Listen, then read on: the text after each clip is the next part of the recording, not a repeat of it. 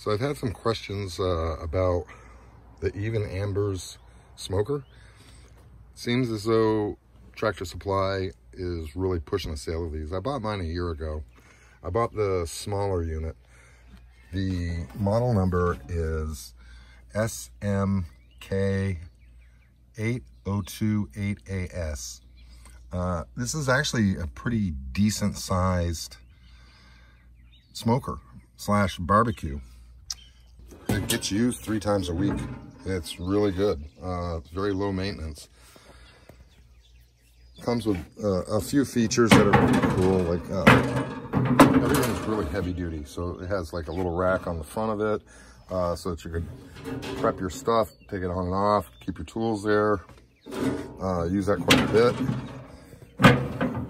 It just simply lifts and drops down.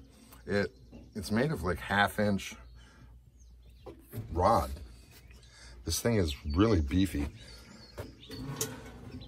It has 2 different temperatures. It has a temperature gauge that sits on the lid.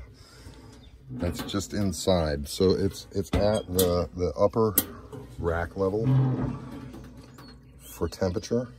And this is always different than what's being reported here on the actual unit. So you see I just fired it up. It's a simple off. It has smoke. And on the smoke, it's got P, which I don't know why they name it P. But it has 4 different presets. Usually I start off on 2, and then after a little while, I'll press the set button, and you can see it actually rises up to 3, and it goes to 4. So this makes quite a bit of smoke. The only downfall I see on this is how the hopper has just a slide on the back side of it, and then once your pellets fall down, there's a flat shelf on either side. So you have a lot of pellets that just hang out. The other thing is we just had a rainstorm. I usually leave what's in there. They recommend pulling out your unburnt pellets from the auger and the hopper. It's kind of difficult to do. I usually just leave it in there, covered up, and it's good to go. This time there's been a lot of humidity and the pellets actually started breaking down, so I'll have to clean it up before too long here. It actually runs good. The only difference, like I said, is your temperature gauge on the top. Usually I run it around 275. It'll be up when I set at 275 down here. It's going to be about 300 on the top of the lid. So you do have a difference in temperature. You can try to even it out. There's like a stopper on the chimney that you can adjust. You just unscrew it to let more smoke out, or you screw it down to block it so that not much smoke can get out. I usually keep it locked down or about 3 or 4 turns up. You can see that's a pretty decent little knot there. So the other thing is the grills are pretty easy to take out. Just lift up on them, slide them up and out.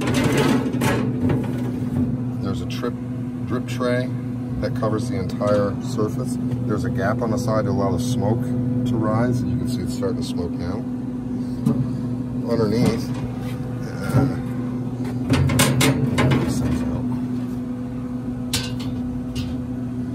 You take the grills out. Well, I'm just going to flip this up so you can see it. Hopefully you guys can see it. That's the burn pot. See all the ashes in the bottom? Hey, how you doing? The ash gets blown out when you finish off. So I never clean out the pot. I just make sure that my grease tray and stuff is all set and done. That's basically it. The thing runs magnificent. So if you're thinking about buying one, it's definitely a good deal.